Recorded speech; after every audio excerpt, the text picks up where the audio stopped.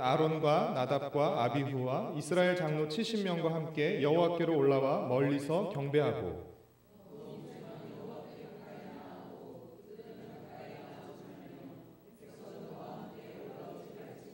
모세가 와서 여호와의 모든 말씀과 그의 모든 율례를 백성에게 전하매 그들이 한 소리로 응답하여 이르되 여호와께서 말씀하신 모든 것을 우리가 준행하리이다.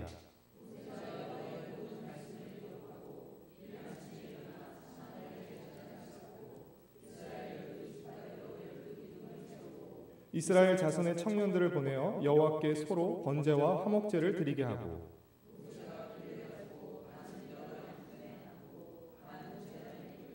언약서를 가져다가 백성에게 낭독하여 듣게 하니 그들이 이르되 여호와의 모든 말씀을 우리가 준행하리이다.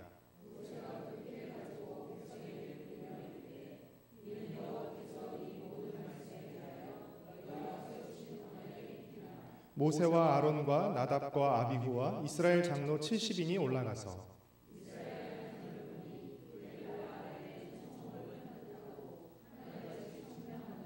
하나님이 이스라엘 자손들의 존귀한 자들에게 손을 대지 아니하셨고 그들은 하나님을 뵙고 먹고 마셨더라.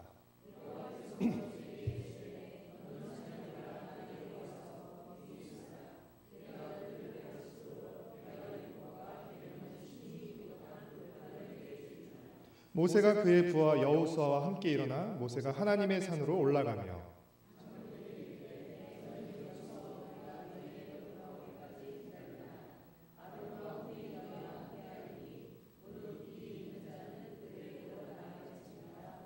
모세가 산에 오르매 구름이 산을 가리며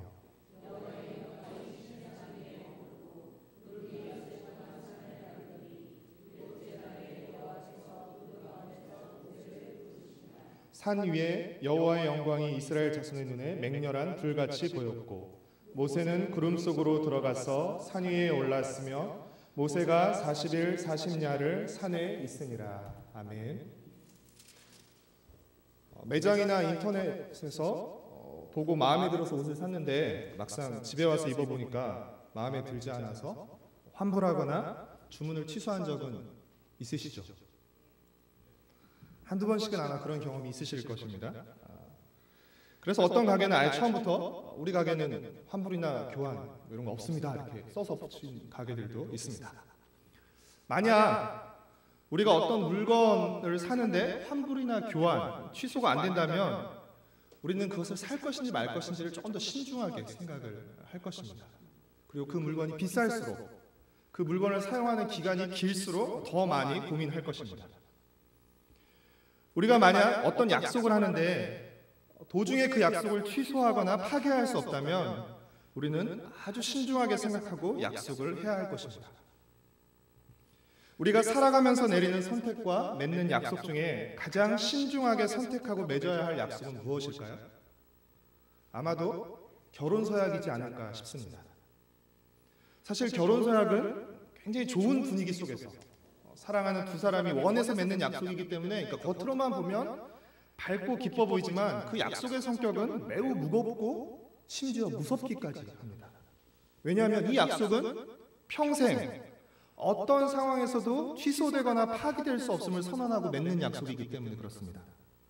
슬플 때나 기쁠 때나 아플 때나 건강할 때나 가난할 때나 부유할 때나 어디까지 가죠?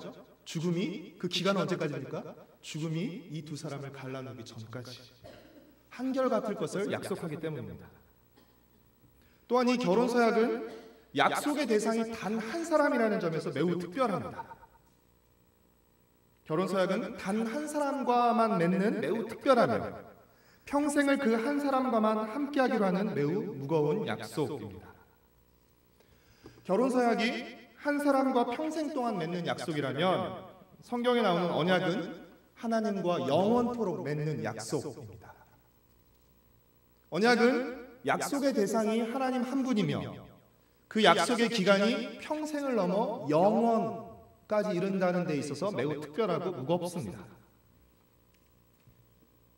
우리가 지금 출애굽기를 살피면서 시내산에서 이스라엘 백성이 하나님과 언약을 맺는 장면이 나오는데요. 학자들은 이를 시내산 언약이라고 부릅니다. 이스라엘 백성이 시내산에서 하나님과 맺은 언약을 일컬어서 시내산 언약이라고 부릅니다. 이 시내산 언약의 특징은 하나님이 한 개인이 아니라 한 민족과 언약을 맺으셨다는 데 있습니다. 하나님은 이전에 아브라함과 언약을 맺으셨어요. 그렇죠? 그리고 이삭과 야곱과 언약을 맺으셨습니다. 그러면서 그들의 자손에 대한 언급도 하셨어요. 하지만 하나님이 한 민족과 언약을 맺으신 것은 지금 시내산 언약이 처음입니다. 이 시내산 언약의 내용이 무엇이죠? 시내산 언약의 내용이 무엇입니까? 이스라엘은 하나님의 백성이 되고 하나님은 이스라엘의 하나님이 되시는 것입니다. 이를 개인적인 차원으로 말하면 나는 하나님의 소유이고 나는 하나님의 것이고 하나님은 나의 하나님이 되는 것입니다. 따라서 하나님 백성으로서의 이스라엘의 정체성은 어디서부터 시작되는 것이라고 할 수 있을까요? 바로 이 시내산에서부터 시작하는 것이라고 할 수 있습니다. 지금까지 이스라엘은 하나님과 언약을 맺은 아브라함과 야곱의 자손이었어요. 하지만 이제 시내산에서의 언약을 통해서 이제는 하나님의 언약 백성이 된 것입니다. 하나님과 언약을 맺은 이들의 자손, 지금까지는 그런 자리였다면 이제는 하나님과 언약을 맺은 언약 백성의 자리와 신분이 된 것입니다. 결혼 서약을 통해서 남남이었던 두 남녀가 서로에게 전적으로 속한 부부라는 특별한 관계가 되는 것처럼 시내산 언약을 통해서 하나님과 이스라엘 서로에게 전적으로 속한 매우 특별하고 결속력 있는 관계가 된 것입니다. 이를 언약 관계라고도 부를 수 있습니다. 이 언약 관계는 대단히 특별한데요. 왜냐하면 언약의 당사자들에게는 전적인 충성과 헌신을 요구합니다. 그리고 언약 밖의 대상자들에게는 철저한 배타성을 의미합니다. 무슨 말이냐 하면 부부가 되면 배우자에게는 온 마음을 다해야 되고, 그렇죠? 그리고 배우자가 아닌 다른 사람에게는 자신의 마음을 내어주어서는 안 되는 것과 마찬가지인 것입니다. 언약을 맺은 이에게는 온 마음의 사랑과 충성과 헌신, 그리고 그렇지 않은 대상에게는 철저히 배타적인 그런 태도를 보여야 하는 것입니다. 오늘 우리가 읽은 출애굽기 24장은 이 하나님과 언약을 맺은 언약식, 언약 체결식에 대해서 기록하고 있습니다. 우리가 매주 출애굽기를 보지만 사실 수요일만 보시죠? 그렇죠? 그렇기 때문에 이 스토리의 흐름을 따라가는 것이 사실 쉽지 않습니다. 이는 마치 일일 드라마를 일주일에 한 번 보면서 그 드라마의 내용을 이해하는 것과 마찬가지입니다. 물론 웬만한 수준에 오르신 분은 딱 한 번 보면 어떻게 풀어갈지, 스토리가 진행될지 알기도 하지만 사실 그런 드라마들은 막장 드라마들입니다. 한 번 봐서 끝을 알 것 같은 드라마들은 사실은 별로 볼 필요가 없는 드라마들. 이스라엘 백성이 출애굽한 후, 그리고 오늘 언약식을 체결하기까지의 동선을 우리가 좀 간략히 다시 한번 좀 정리했으면 좋겠습니다. 펜 있으면 펜을 좀 꺼내시겠습니까? 성경에 좀 표시를 하시면서 우리 따라오시면 좋을 것 같습니다. 이스라엘 백성은 13장 8절에서 출애굽합니다. 13장 8절에 동그라미 치시죠. 줄을 치셔도 되고요. 13장 8절에서 출애굽한 후에 홍해를 건너고 마라와 엘림, 신광야와 무리바를 거쳐 시내산에 도착했습니다. 시내산에 도착한 이야기가 어디에 나오죠? 19장 1절과 2절. 19장 1절과 2절에 동그라미 치십시오. 여러분 성경을 사랑하시는 건 좋지만 성경을 깨끗하게 쓰시는 것이 성경을 사랑하는 건 절대 아닙니다. 네. 이 책이 막 헤어질 정도로 메모하시고 표시하시고. 이스라엘 백성들이 시내산에 도착했습니다. 그렇죠? 그리고 하나님은 백성들이 지켜보는 가운데서 시내산에 강림하십니다. 19장 18절에 표시하시죠.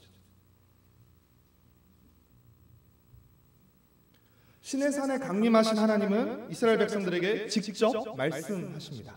20장 1절과 2절을 표시하시죠. 여러분 하나님이 시내산에서 직접 하신 말씀이 무엇이었죠? 바로 십계명입니다. 하나님의 말씀을 직접 들은 이스라엘 백성은 그 엄청난 두려움과 압박감을 감당하지 못하고 모세에게 어떤 부탁을 합니까? 모세가 대신 하나님의 말씀을 듣고 와서 우리에게 전해달라고 부탁합니다. 그리고 모세는 그 부탁을 받고 혼자 하나님께 나아가서 규례와 율법을 받습니다. 그 규례와 율법이 출애굽기 20장 22절부터 23장 33절까지의 내용입니다. 우리가 지난주에 함께 살펴보았죠. 그렇다면 23장이 끝났을 시점에 지금 모세는 어디에 있습니까?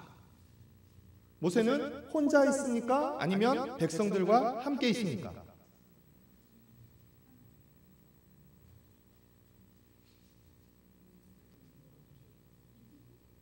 이렇게 혼자 있다 따로 있다 이런 얘기 없는데 우리가 이렇게 추정을 하는 것이죠. 네. 여러분 틀린 거는 안 잊어먹는답니다. 틀리셔도 괜찮습니다. 지금 혼자 있습니다. 지금 하나님께 이것을 받은 것이에요. 율례와 법도를 받은 것입니다. 그리고 모세는 이제 그 율례와 법도를 받고 다음에 올라올 때는 백성들의 대표자인 70명의 장로들과 함께 올라오라는 명령을 받고 이제 산 위에서 내려갑니다. 1절과 2절 말씀을 같이 읽겠습니다. 또 모세에게 이르시되 너는 아론과 나답과 아비후와 이스라엘 장로 70명과 함께 여호와께로 올라와 멀리서 경배하고 너 모세만 여호와께 가까이 나아오고 그들은 가까이 나아오지 말며 백성은 너와 함께 올라오지 말지니라. 모세는 산에서 내려와 자신이 하나님께 받은 모든 말씀과 율례를 전했습니다. 모세가 전해준 이 하나님의 법도와 규례를 듣고 이스라엘 백성들은 어떻게 반응했죠? 3절 말씀을 같이 읽겠습니다. 모세가 와서 여호와의 모든 말씀과 그의 모든 율례를 백성에게 전하매 그들이 한 소리로 응답하여 이르되 여호와께서 말씀하신 모든 것을 우리가 준행하리이다. 모세는 율법을 기록하고 이어서 제단과 12기둥을 쌓는데요, 세우는데 제단은 시내산에 강림하신 하나님을, 그리고 12기둥은 이스라엘의 12지파, 즉 이스라엘 백성을 상징합니다. 4절 말씀을 함께 읽겠습니다. 모세가 여호와의 모든 말씀을 기록하고 이른 아침에 일어나 산 아래에 제단을 쌓고 이스라엘 12지파대로 12기둥을 세우고 그리고 젊은이들에게 지시해서 번제와 화목제를 드리게 합니다. 그리고 그 희생제물의 몸에서 나온 피를 그릇에 받아서 절반은 제단에 뿌리고 나머지 절반은 이스라엘 백성에게 뿌립니다. 6절 말씀을 같이 읽겠습니다. 모세가 피를 가지고 반은 여러 양푼에 담고 반은 제단에 뿌리고, 반은 제단에 뿌렸고 반은 지금 그릇에 담아두고 있는 것이죠. 이 나머지 반은 어떻게 했습니까? 8절 말씀을 같이 읽겠습니다. 모세가 그 피를 가지고 백성에게 뿌리며 이르되 이는 여호와께서 이 모든 말씀에 대하여 너희와 세우신 언약의 피니라. 희생제물의 피를 사람들에게 뿌리는 것은 사실 굉장히 보기 드문 일입니다. 레위기 8장에 기록된 것처럼 아론과 그의 아들들에게 한 것처럼 직접 피를 뿌렸을 수도 있습니다. 백성들에게 뿌렸을 수도 있고 아니면 이스라엘 백성을 상징하는 12기둥에 뿌렸을 수도 있습니다. 저는 개인적으로 언약의 피를 하나님을 상징하는 제단의 절반 뿌리고 이스라엘 백성을 상징하는 12기둥에 뿌린 것이 조금 더 자연스럽지 않나 생각합니다. 언약 체결에서 여러분 피는 무엇을 의미하죠? 성경에서 피는 생명을 의미합니다. 언약 체결식에서 생명을 의미하는 피가 뿌려졌다는 것은 이것은 생명으로 맺어진 언약이고 생명을 다해 지켜야 하는 언약인 것을 우리에게 말해주는 것입니다. 언약의 피를 뿌리는 과정에서 모세는 다시 한번 하나님이 주신 법도와 규례를 기록한 언약서를 낭독하게 했습니다. 하나님께 받은 법도와 규례를 기록하게 했죠. 그리고 그 기록한 책이 언약서인데 그 언약서를 다시 한번 낭독하게 했고 백성들도 언약서에 기록된 모든 말씀을 준행하겠다고 약속합니다. 7절 말씀을 같이 읽겠습니다. 언약서를 가져다가 백성에게 낭독하여 듣게 하니 그들이 이르되 여호와의 모든 말씀을 우리가 준행하리이다. 제단과 12기둥을 세우고 번제와 화목제를 드리고 언약의 피를 뿌리며 언약서를 낭독하고 준행을 다짐하는 것으로서 시내산에서 하나님과의 언약식이 끝납니다. 우리도 결혼식이 끝나면 그 다음에 어디로 가죠? 밥 먹으러 갑니다. 그렇죠? 1절의 말씀대로 모세는 이스라엘의 장로들 아론과 나답, 아비후 그리고 이스라엘 백성의 대표자들인 장로 70인과 함께 산 위로 올라갑니다. 시내산 정상 부근에서 그들은 무엇을 하죠? 10절과 11절 말씀을 같이 읽겠습니다. 이스라엘의 하나님을 보니 그의 발 아래에는 청옥을 편듯하고 하늘같이 청명하더라. 하나님이 이스라엘 자손들의 존귀한 자들에게 손을 대지 아니하셨고 그들은 하나님을 뵙고 먹고 마셨더라. 그들은 하나님을 뵙고 그 앞에서 식사를 했습니다. 여러분, 굉장히 놀라운 사실인 것이죠. 어떻게 인간이 거룩하신 하나님을 보고도 살 수 있을까요? 그리고 또 그 앞에서 먹고 마실 수 있을까요? 그들이 그럴 수 있었던 이유는 무엇입니까? 그들이 언약의 피로 속죄함을 받고 하나님과 화목하게 되었기 때문입니다. 그들은 하나님과 언약을 맺었기에 거룩하신 하나님 앞에 나갈 수 있었고 하나님께서 그들을 치지 않으셨기에 하나님 앞에서 감히 먹고 마실 수 있었던 것입니다. 당시 국가 간에 조약이나 계약을 맺었을 때는 그것을 맺고 비준하는 의미로 식사를 했다고 합니다. 사인하고 식사하는 것이죠.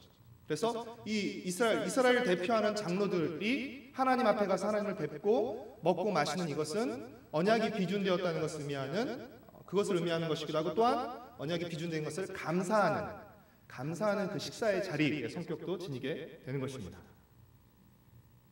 여기서 잠깐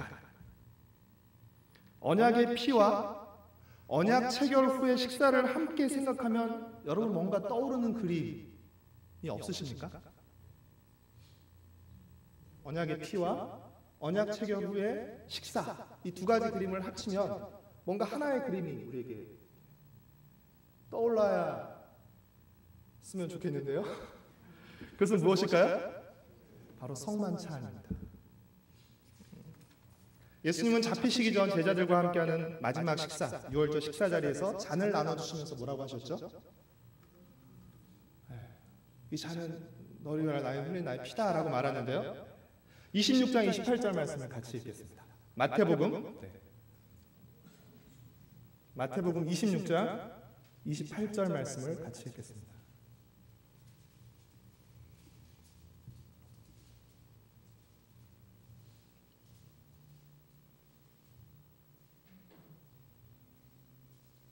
함께 읽겠습니다. 시작. 이것은 죄사함을 얻게 하려고 많은 사람을 위하여 흘리는 바 나의 피 곧 언약의 피니라. 여러분, 출애굽기 24장 8절과 마태복음 26장 28절에 똑같은 표현이 나오고 있는 게 있는데요. 그것이 무엇이죠? 언약의 피입니다. 이는 결국 이스라엘이 시내산에서 하나님과 맺은 그 언약의 최종판이 완성판이 예수 그리스도를 통해 맺게 되는 새 언약, 즉 복음이고 이 새 언약이 짐승의 피가 아니라 예수 그리스도의 피를 통해 맺어지게 된다는 것을 우리에게 보여주는 것입니다. 예수 그리스도의 희생을 통해서 이 새 언약이 맺어지게 되는 것이죠. 그렇기에 우리가 매달 하는 성찬식은 사실 시내산 언약의 연장선상에 있는 언약식인 것입니다. 굉장히 우리가 그렇게 잘 못 느껴서 그렇지 사실은 굉장히 영적인 의미가 아주 깊은 것이죠. 그 언약의 피, 예수 그리스도의 그 언약의 피를 통해서 우리가 하나님의 백성이 된 것을 고백하고 하나님 우리의 하나님이심을 다시금 확인하는 굉장히 놀라운 영적인 축복의 기회인 것입니다. 우리는 예수 그리스도의 피로 말미암아서 죄사함을 받았고 그리고 하나님과 화목하게 되었습니다. 그래서 우리는 담대히 하나님 앞에 나아가서 하나님을 뵐 수 있게 되었습니다. 진노의 대상이었던 하나님의 진노의 대상이었던 우리가 이제는 감히 하나님 앞에 담대히 나아갈 수 있게 되었습니다. 그리고 감히 하나님을 아버지라 부르며 기도할 수 있게 된 것입니다. 이는 우리의 힘으로 이룰 수 없었던 언감생심 꿈도 꾸지 못하던 놀라운 축복이 아닐 수 없습니다. 참 놀라운 것이죠. 우리가 어떻게 감히 하나님 앞에 나아갈 수 있습니까? 그분의 백성과 그분의 자녀가 되며 그분을 아버지라고 부를 수 있겠습니까? 다시 출애굽기로 돌아와서 식사를 했죠. 장로들과 함께 식사를 했죠. 이어 하나님은 그들 중에서 모세만 따로 불러 더 높은 산으로 올라오게 하십니다. 12절 말씀을 같이 읽겠습니다. 여호와께서 모세에게 이르시되 너는 산에 올라 내게로 와서 거기 있으라. 내가 그들을 가르치도록 내가 율법과 계명을 친히 기록한 돌판을 내게 주리라. 이미 율법서를 기록했지만 책이나 종이에 기록한 것보다 돌판에 새기는 것이 더 오래 가는 것이죠. 모세는 이 돌판을 받기 위해서 여호수아를 데리고 산으로 올라갑니다. 그리고 어느 순간부터는 여호수아를 남겨둔 채 홀로 시내산 위로 올라갑니다. 계속 위로 올라가고 있는 것이죠. 성경에서 구름은 하나님의 영광을 종종 상징합니다. 그는 하나님의 영광이 가득한 곳에서 6일을 기다렸고 하나님은 7일째에 그를 부르셨습니다. 사실 하나님께서 우리에게 은혜를 베푸셨기 때문에 하나님 앞에 나아갈 수는 있지만 우리 마음대로 하나님 앞에 막 나가서 그럴 수는 없는 것입니다. 16절 말씀을 함께 읽겠습니다. 여호와의 영광이 시내산 위에 머무르고 구름이 엿새 동안 산을 가리더니 일곱째 날에 여호와께서 구름 가운데서 모세를 부르시니라. 구름 가운데서 모세를 부르셨고 모세는 그 구름 가운데로 들어갑니다. 그리고 그 속에서 40일을 있게 됩니다. 18절 말씀을 함께 읽겠습니다. 모세는 구름 속으로 들어가서 산 위에 올랐으며 모세가 40일 40야를 산에 있으리니. 유명 연예인이 일반 직장인과 연애한다, 열애를 하고 있다. 것은 굉장한 뉴스거리입니다. 재벌가의 딸이나 아들이 평범한 가정의 아들이나 딸과 결혼하는 것은 굉장히 큰 화제가 됩니다. 하물며 가장 위대하신 하나님께서 가장 보잘것없는 가장 작고 약한 민족인 이스라엘과 언약을 맺었다는 것은 사실 대단한 뉴스거리입니다. 만약에 우리가 하나님이라면 애굽 같은 그렇죠? 크고 잘 나가는 민족들, 뭔가 좀 힘이 센 민족들, 이런 민족들과 좀 맺으면 굉장히 좀 폼도 나고 좀 그럴듯하잖아요. 근데 하나님은 가장 작고 연약한 민족인 이스라엘 민족과 언약을 맺으셨습니다. 이스라엘이 하나님과 언약을 맺었다는 것은 마치 부부관계처럼 상대방에게만 속하는 매우 특별한 관계를 맺었다는 것을 의미하는 것입니다. 둘만의 아주 매우 특별한 관계를 맺었다는 것입니다. 이는 하나님의 사랑과 보호를 받는 하나님의 백성이 되었다는 것을 의미하는 것입니다. 이스라엘이 이제 하나님의 사랑과 보호를 받는 하나님의 백성이 되었다는 것으로서 이스라엘의 입장에서는 더할 나위 없는 축복이며 특권입니다. 하나님과 언약을 맺고 하나님의 사랑과 보호를 받는 하나님의 백성이 되었다는 것은 이스라엘 백성 입장에서는 대단한 축복이며 특권입니다. 그러나 동시에 이스라엘은 이 하나님의 백성이 되는 축복과 특권만 받은 것이 아니라 하나님 백성으로서의 책임과 소명도 함께 받았습니다. 하나님 백성으로서의 책임은 무엇일까요? 오직 하나님만 사랑하고 온전히 하나님께 충성하는 것입니다. 그 책임을 구체화한 것이 무엇이죠? 십계명을 비롯한 법도와 규례입니다. 따라서 하나님의 백성이 된 이스라엘은 당연히 하나님이 주신 법도와 규례를 지켜야 하는 것입니다. 그래서 언약식을 거행할 때 이스라엘 백성들은 낭독된 율법서를 듣고 뭐라고 고백했죠? 우리가 여호와의 모든 말씀을 준행하겠습니다 라고 고백했던 것입니다. 이것이 당연한 책임이기 때문에 그런 것입니다. 또한 하나님 백성으로서의 소명은 무엇입니까?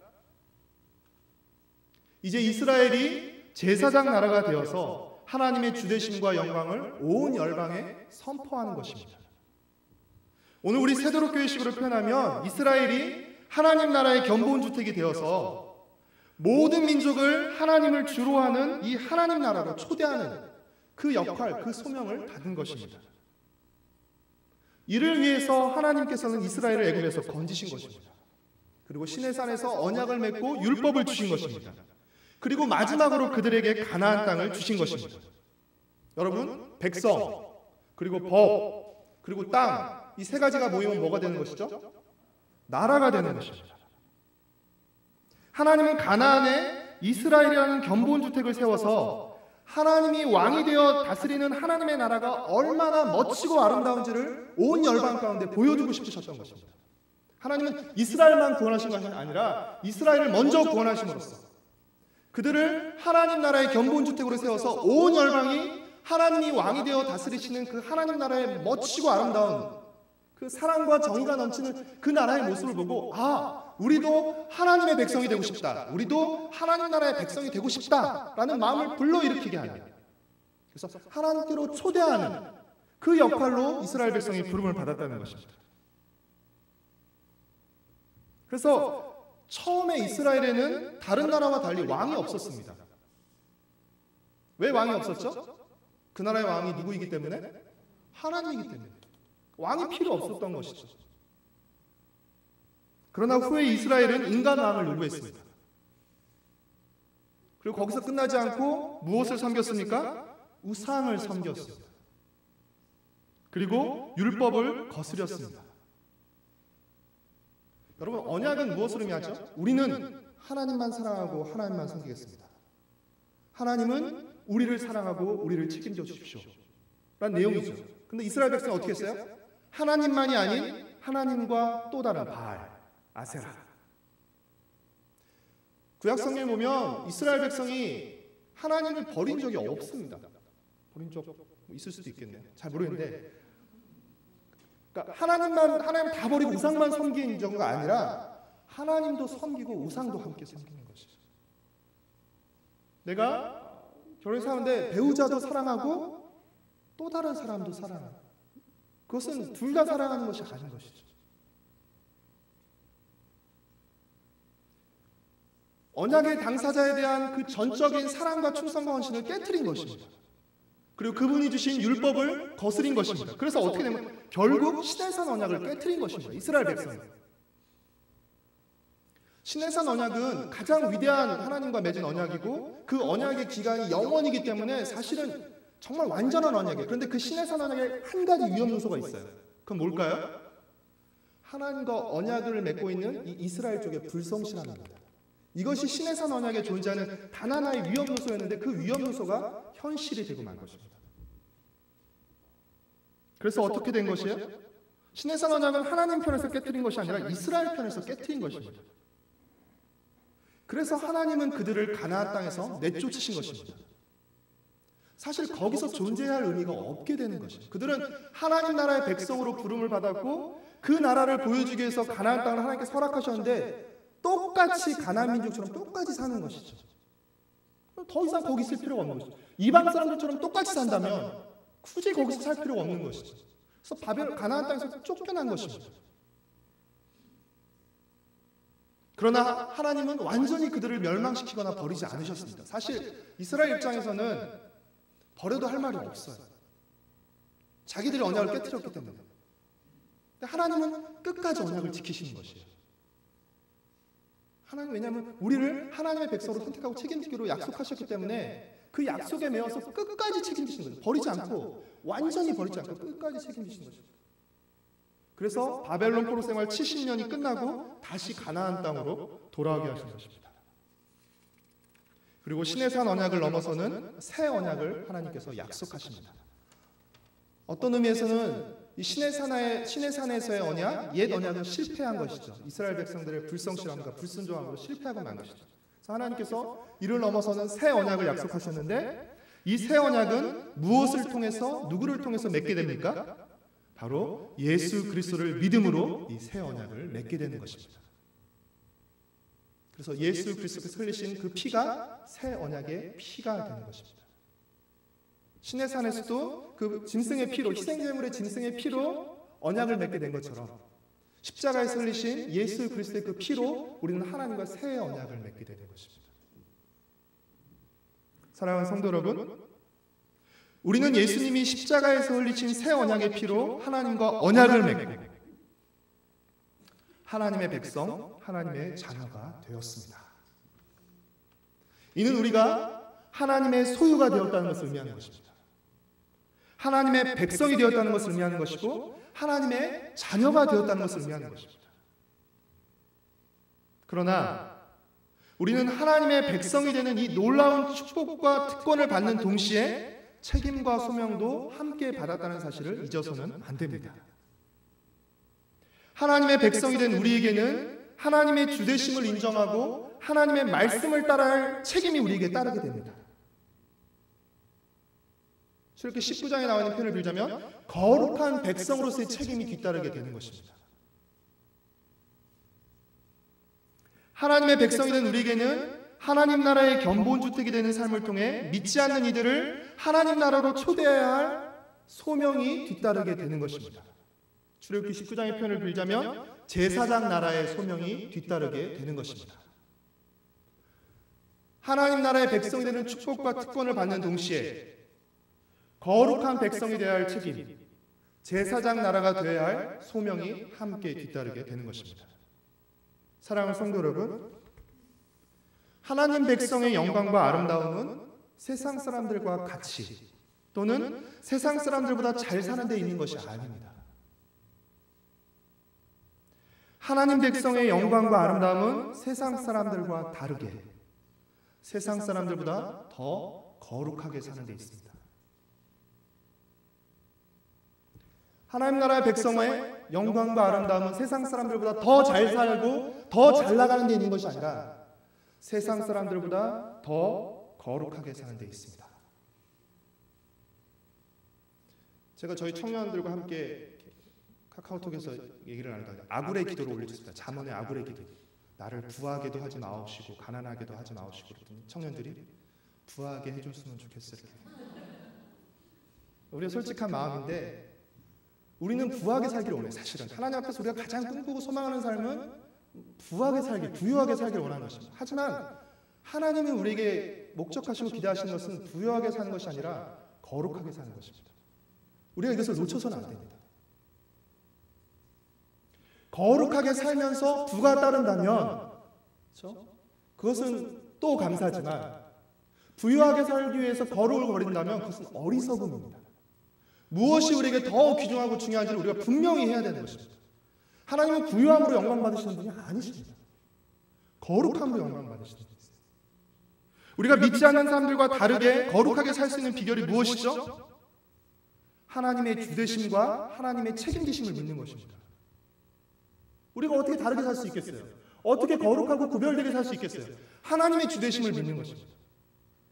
그리고 주되신 하나님께서 나를 책임져 주심을 믿는 것입니다. 그리고 그것은 하나님이 주신 율법에 순종하는 것을 통해서 나타나게 되는 것입니다. 우리가 하나님 백성의 책임을 다하면 하나님은 우리를 책임져 주십니다. 우리가 하나님의 말씀을 지키면 하나님은 우리를 지켜주십니다. 우리가 하나님의 말씀을 지킬 때 우리는 거룩한, 구별된 삶을 사는 거룩한 백성이 되는 것입니다. 일단 말씀을 지키는 것이 우리가 거룩하게 사는 것입니다. 세상 사람들이 말씀을 따라 살아요? 세상 사람은 욕망과 자신의 이익을 따라 삽니다. 그렇기 때문에 우리가 하나님의 말씀대로 살 때 우리가 거룩하게 살기 위해서 따로 노력하는 것이 아니라 하나님의 말씀대로 살면 우리는 자연스럽게 구별되고 거룩하게 살게 되는 것입니다. 그 거룩한 백성이 될 때 제사장 나라의 역할을 감당할 수 있는 것이죠. 세상 사람들과 똑같이 살면서 어떻게 세상 사람들에게 하나님 나라를 보여주고 하나님 나라로 안내해 줄 수 있겠습니까? 같은 길을 가면서 세상 사람들과 같은 길을 가면서 어떻게 다른 길, 하나님의 길을, 말씀의 길을 우리가 알려줄 수 있겠어요? 우리가 다른 길을 가야 그것을 보여줄 수 있는 것입니다. 사랑하는 성도 여러분, 예수님을 믿는다는 것은 단지 예수님을 믿고 죄사함 받아 죽어 천국에 가는 것만을 의미하는 게 아닙니다. 죄사함을 받는다는 것은 죄에게 속해 있어서 죄의 통치를 받다가 풀려나는 것을 의미하는 것입니다. 내가 죄가 많은데 죄사함을 받는 것은 죄가 많은데 죄가 싹 전과가 싹 기록돼서 이제 전과 없음, 단지 그런 의미가 아니라 그런 의미도 있지만 내가 이 죄의 지배자에게 붙잡혀 있었어요. 속해 있어서 마치 이스라엘 백성이 바로에게 붙잡혀가지고 꼼짝달싹할 수 없었던 것처럼 이렇게 붙잡혀 있었어요. 근데 어떻게 해요? 하나님이 더 강한 손으로 바로를 누르심으로써 풀려나게 하신 것이죠.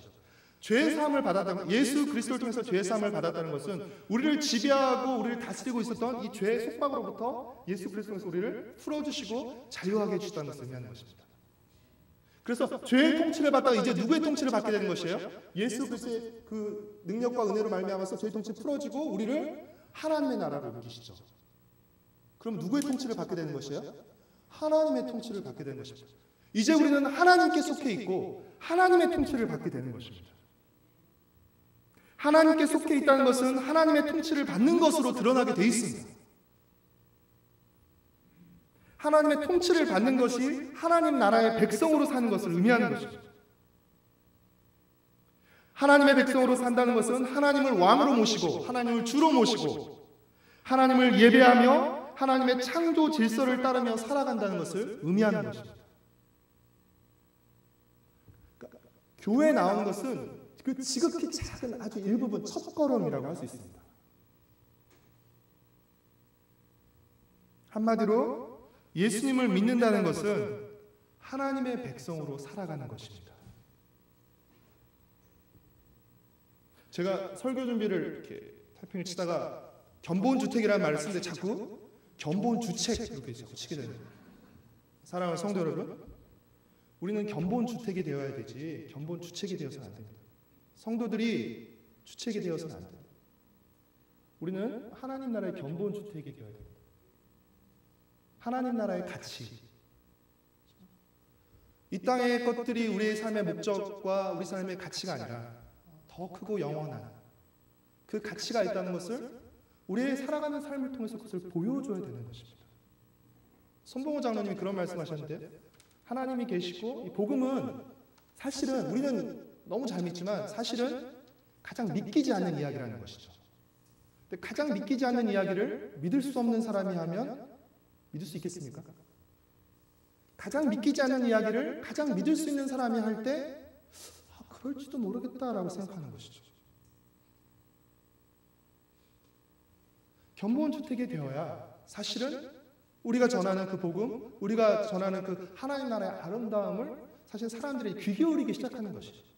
물론 우리의 그것에 다 달려있는 것은 아니다. 성령께서 역사하시고 우리가 알지 못하는 부분에서 역사가 있지만 중요한 것은 우리에게 그 주어진 책임, 견본주택으로서의 그 사명, 거룩한 백성으로서의 책임, 제사장 나라로서의 소명을 우리가 잊어서는 안 된다는 것이죠. 우리는 하나님 나라의 백성이 되는 축복과 특권에서 너무나 감사하고 기뻐합니다. 근데 거기서 끝나는 경우가 너무 많아요. 축복과 특권만 받고 책임과 소명은 나 몰라라 하는 건 조금 이상합니다. 뭔가 문제가 있다고 생각됩니다. 예수 그리스도의 언약의 피를 통해서 하나님과 새 언약을 맺고 하나님의 백성이 된 여러분, 우리가 받은 하나님 백성의 축복과 특권을 감사하십시오. 이건 정말 놀라운 것이에요. 내가 하나님의 백성이 되었다. 내가 하나님께 속하게 되었다. 하나님의 자녀가 되었다. 하나님의 소유가 되었다. 아무리 가치 없는 펜이라고 할지라도 이 펜이 정말 귀한 사람의 손에 들려주면 이것은 자신이 가진 가치를 뛰어넘는 놀라운 가치를 지니게 되는 것이죠. 누가 썼던, 그렇죠? 스티브 잡스가 썼던 펜, 볼펜, 벌써 가치가 달라지는 것이죠. 그러니까 우리가 하나님께 속했다는 것은 사실은 이제 우리의 가치를 뛰어넘는 정말 놀라운 가치를 지니게 됐다는 것을 의미하는 것이죠. 기뻐하고 감사하십시오. 저희 청년들과 함께 그 크리스찬 기도를 지금 2주째 배우고 있는데 기도가 얼마나 놀라운 것인지 모르겠어요. 정말 하나님을 아버지라 부르면서 사실 우리가 그 하나님 앞에 나갈 수 있다는 것 너무 놀라운 것이죠. 여러분, 이 축복과 특권이 우리에게 줬다는 건 정말 감사하십시오. 이것을 정말 마음껏 누리고 활용하십시오. 받긴 받았는데 그냥 안 써요. 너무 안타까운 것이죠. 사실 그것을 낭비하고 있는 것이죠. 또 한 가지, 하나님 백성의 책임과 소명을 감당하십시오. 여러분, 이것을 소홀히 여기지 마시고 거룩한 백성으로서의 그 책임, 제사장 나라로서의 그 소명을 잘 감당하면서 살아가는 저와 여러분, 우리의 가정과 세도록교회 공동체가 되기를 간절히 소망하고 축복합니다. 우리 찬송가 516장 함께 찬송